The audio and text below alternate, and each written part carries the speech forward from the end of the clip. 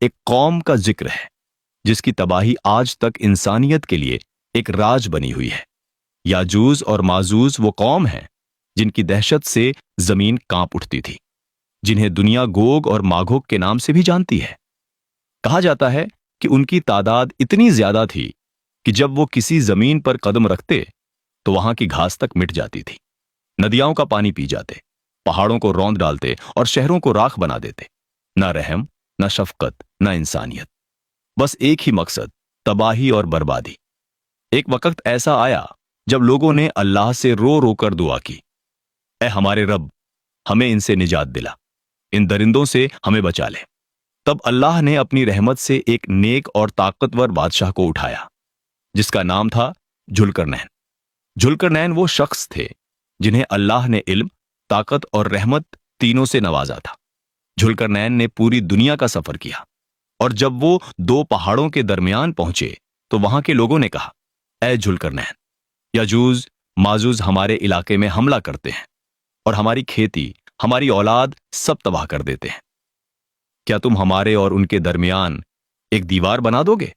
ذوالقرنین نے کہا، اللہ نے مجھے جو طاقت دی ہے میں اس کا استعمال تمہاری حفاظت کے لیے کروں گا۔ انہوں نے پہاڑوں کے درمیان ایسی مضبوط، بھاری اور عظیم دیوار بنائی، اتنی مضبوط کہ یاجوج ماجوج نہ اسے توڑ پائے نہ اس پر چڑھ پائے، اور پھر صدیاں بیت گئیں۔ وہ دیوار آج بھی کہیں موجود ہے، مگر کوئی نہیں جانتا کہاں ہے۔ کچھ کہتے ہیں کہ وہ کوکج کے پہاڑوں کے درمیان ہے، کچھ کہتے ہیں ترکستان کے پاس ہے، اور کچھ اسے زمین کی گہرائی میں چھپا ہوا مانتے ہیں۔ مگر اتنا طے ہے کہ وہ دن آئے گا جب یہ دیوار ٹوٹ جائے گی، اور جب ٹوٹے گی تو لوگ ڈر سے بھاگیں گے، ہر طرف تباہی اور خون ہوگا۔